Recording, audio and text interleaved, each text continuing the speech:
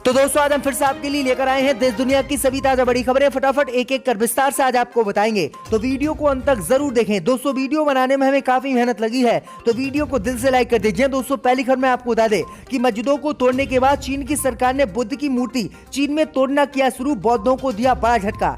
वहीं आपको बताएंगे दोस्तों कि झारखंड में बीजेपी कार्यकर्ताओं की गुंडागर्दी आई सामने। बीजेपी कार्यकर्ताओं ने मुस्लिम शख्स को पीटा, थूक चटवाया, जबरन लगवाए जय श्री राम के नारे। वहीं आपको बताएंगे दोस्तों कि सोनू सूद ने बीजेपी को दिया बड़ा झटका, सोनू सूद का परिवार कांग्रेस पार्टी में हुआ शामिल। वहीं आपको बताएंगे दोस्तों कि कांग्रेस नेता राहुल गांधी ने प्रधानमंत्री मोदी पर बड़ा हमला, कहा भाजपा ने लगा रखी है नफरत की देश में फैक्ट्री। वहीं आपको बताएंगे दोस्तों कि कोरोना के बीच 5 राज्य में विधानसभा चुनाव कराने का चुनाव आयोग ने किया ऐलान, 10 फरवरी से डाले जाएंगे उत्तर प्रदेश में वोट। वहीं आपको बताएंगे दोस्तों कि यूपी में चुनाव से पहले एआईएमएम नेता ने लगवाए दलित मुस्लिम साथ चलेगा, बाबर जैसा यूपी में राज चलेगा नारे। बीजेपी ने कार्रवाई की कर दी है इन पर मांग। तो दोस्तों सभी खबरों को आपको एक एक कर बताने वाले हैं। वीडियो को लाइक कर चैनल को सब्सक्राइब कर दें और हमें कमेंट करके बताएं कि आपके जिले किस राज्य से हमारी खबरों को देख रहे हैं। इसी बीच तो दोस्तों अगली खबर की ओर, तो मस्जिदों के बाद अब चीन की सरकार ने बौद्ध धर्म की मूर्तियों को तोड़ना चीन में किया शुरू, बौद्ध धर्म को बड़ा झटका। जी दोस्तों आपको बता दें ये बड़ी खबर सामने निकल कर आई दोस्तों की चीन की वामपंथी सरकार ने बीते साल सिंजांग प्रांत में मुसलमानों की 16 से मस्जिदों को तोड़वा दिया था। मस्जिदों को तोड़वाकर उनकी जगह टॉयलेट चीन की सरकार ने बनाए थे। वही अब खबर सामने निकल कर आई दोस्तों की मुसलमानों को टारगेट करने के बाद अब चीन की सरकार ने बौद्ध धर्म को चीन में टारगेट किया है। दरअसल आपको बता दें कि चीन की वामपंथी सरकार ने 99 फीट ऊंची बुद्ध की एक प्रतिमा को ध्वस्त कर दिया है। इसी के साथ प्रार्थना के लिए 45 पहियों को भी जमींदोज कर दिया गया है। ये घटना तिब्बत की बताई जा रही है। इस प्रतिमा को बने अभी 6 साल ही हुए थे कि बौद्धों के पास इसके कागज भी थे। इस मूर्ति का ध्वस्तीकरण 12 दिसंबर 2021 से चीन ने शुरू किया था, जो 1 जनवरी को इससे काम पूरा कर लिया गया है। वहीं आपको बता दें कि इस मूर्ति को तोड़ने में लगभग 11 दिन चीन की सरकार को लगे हैं। वहीं आपको बता दें कि इस घटना की पुष्टि रेडियो फ्री एशिया ने की है।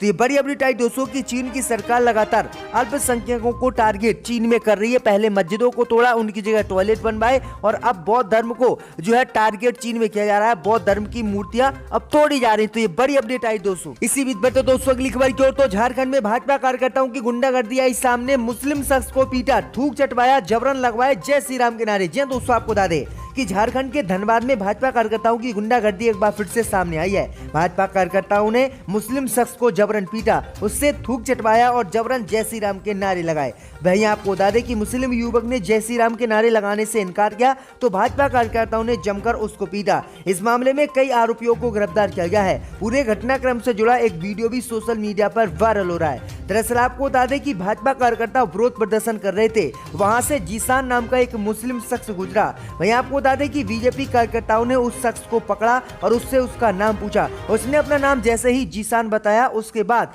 बीजेपी कार्यकर्ताओं ने उसे पीटना शुरू कर दिया और फिर उससे थूक चटवाया और जबरन जय श्री राम के नारे लगवाए। तो ये बड़ी अपडेट आई दोस्तों कि झारखंड में इससे पहले गाय के नाम पर कई मुस्लिमों को मार दिया गया था, उनकी मॉब लिंचिंग कर दी गई थी। लेकिन सरकार ने इतना सख्त कानून बनाया, उसके बाद भी भाजपा कार्यकर्ताओं की गुंडागर्दी नहीं रुक रही है। और झारखंड में किस तरह से मुस्लिम शख्स को जबरन पीटा, उससे जय श्री राम के नारे लगवाए। आपकी क्या राय, इन भाजपा कार्यकर्ताओं पर कार्रवाई होनी चाहिए या नहीं, हमें कमेंट में जरूर बताएं। इसी बीच तो दोस्तों अगली खबर की ओर, तो पंजाब से बीजेपी को लगा बड़ा झटका, सोनू सूद का परिवार कांग्रेस पार्टी में हुआ शामिल। जी दोस्तों आपको बता दें ये बड़ी खबर सामने निकल कर आई दोस्तों की अभिनेता और एक विश्व स्तर पर समाज सेवा कार्यों से अपनी पहचान बनाने वाले सोनू सूद के परिवार ने आखिरकार बीजेपी को झटका देते हुए पंजाब में कांग्रेस पार्टी का दामन थाम लिया है। ज्ञात हो कि अभिनेता सोनू सूद और उनकी बहन मलविका सूद कोरोना काल के बाद से मोगा विधानसभा क्षेत्र में समाज सेवा कर रहे थे।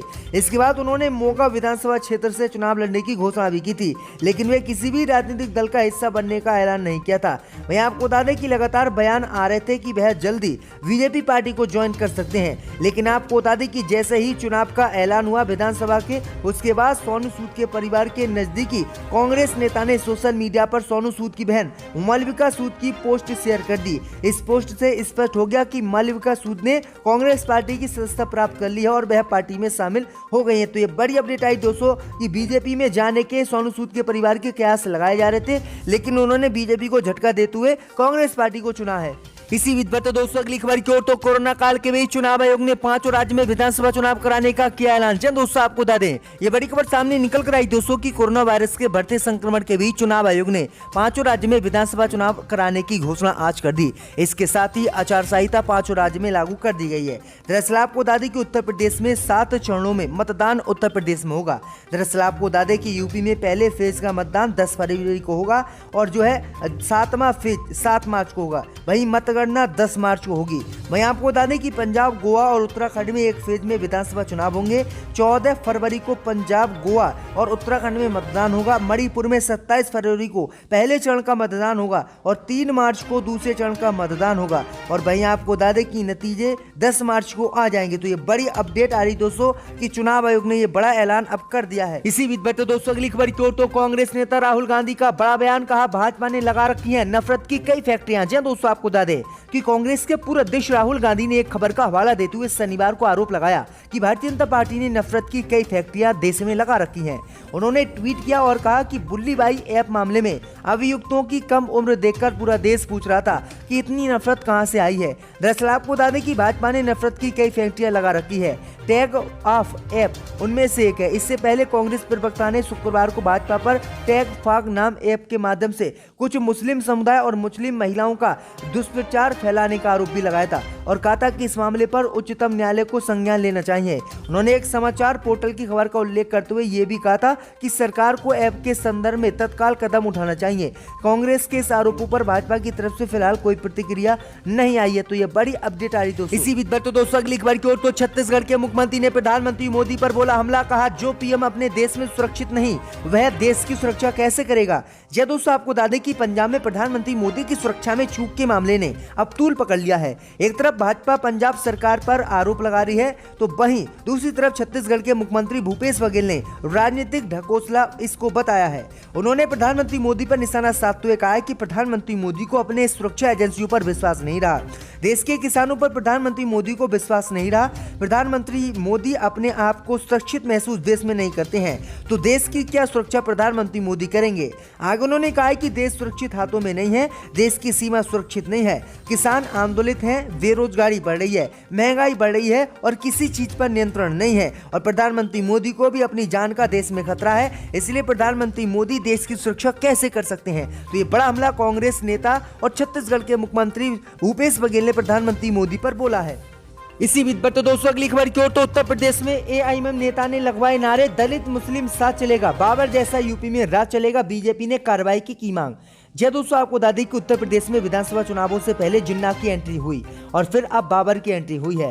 भारतीय जनता पार्टी जहां जिन्ना का विरोध करती हुई आई तो वहीं समाजवादी पार्टी जिन्ना के पक्ष में खड़ाई दिखाई दी, लेकिन उससे एक कदम आगे असदुद्दीन ओवैसी की पार्टी निकल गई है जो अब चुनाव में बाबर को ले आई है। दरअसल आपको बता दें कि अलीगढ़ में एआईएमएम के जिला अध्यक्ष गुफरान नूर ने बाबर के पक्ष में बड़ा बयान दिया है, जिसके बाद भाजपा नाराज हो गई है और भाजपा ने उन्होंने पर कार्रवाई करने की मांग की है। दरअसल आपको बता दें कि जमालपुर में एआईएमएम के जिला अध्यक्ष गुफरान नूर ने लोगों से नारे लगवाए कि दलित मुस्लिम साथ चलेगा, बाबर जैसा देश में राज चलेगा। ये नारा लगवाने के बाद गुफरान नूर सभा को संबोधित करते हैं। गुफरान का एक वीडियो वायरल हो रहा है जिसके बाद उन्होंने जो है कार्रवाई की, भाजपा ने इन पर कार्रवाई की मांग की है। उन्होंने कहा है कि किस तरह से ये देश को तोड़ रहे हैं। तो ये बड़ी अपडेट आ रही दोस्तों। इसी बीच पर तो दोस्तों अगली खबर की ओर तो जावेद हबीब के सैलून पर पहुंची करणी सेना। बीजेपी विधायक बोले हिंदुओं खड़े हो जाओ, उन पर थूको। जी दोस्तों आपको बता दें कि हेयर स्टाइलिस्ट और भाजपा सदस्य जावेद हबीब के थूक से महिला के बाल संवारने पर विवाद बढ़ता ही जा रहा है। भोपाल से बीजेपी विधायक रामेश्वरम शर्मा ने कहा है कि जिनकी थूकने की संस्कृति है उनके खिलाफ हिंदुओं खड़े हो जाओ और उन पर थूकने का काम करो। वहीं इंदौर में करणी सेना ने 56 दुकान स्थित जावेद हबीब के सैलून पर पहुंच गई, जहां उन्होंने तोड़फोड़ की चेतावनी दे डाली है और कहा है कि 48 घंटे में अगर उसने माफी नहीं मांगी और सैलूनों को बंद नहीं किया तो उसके सैलूनों को हम तोड़ देंगे। तो ये बड़ी अपडेट आ रही दोस्तों कि किस तरह से अंधभक्त अब जो है जावेद हबीब जो बीजेपी के ही खुद नेता हैं उनके पीछे पड़ गई है। इसी बीच पर तो दोस्तों अगली खबर की ओर तो मोदी की सुरक्षा में चूक पर पंजाब सरकार ने कर दिया खेला। पंजाब सरकार की एफआईआर में मोदी का नहीं नाम।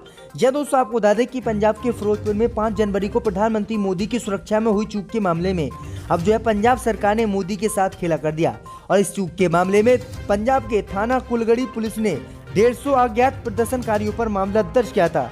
ये मामला आईपीसी की धारा 283 के तहत दर्ज किया गया है। अब इस एफआईआर पर कई सवाल खड़े हो रहे हैं। दरअसल आपको बता दें कि इस एफआईआर में कहीं भी प्रधानमंत्री मोदी का नाम का जिक्र नहीं है। वहीं जो धारा इसमें लगाई गई है उसमें मात्र 200 रुपए के जुर्माने का प्रावधान है। इसमें थाने से ही जमानत मिल जाती है, कोर्ट जाने की भी जरूरत नहीं पड़ती है। अब पंजाब पुलिस पर सवाल उठ रहा है कि प्रधानमंत्री मोदी का जो काफिला रोका गया है तो मोदी का नाम आखिरकार एफआईआर में क्यों नहीं है, जिसके बाद यूपी में चुनाव आचार संहिता लगने से पहले ही प्रधानमंत्री मोदी के साथ पंजाब सरकार ने खेला कर दिया और मोदी को बड़ा झटका दिया। फाइल्स डिप्टी स्पीकर पर फेंक दिए थे, वो भी हमने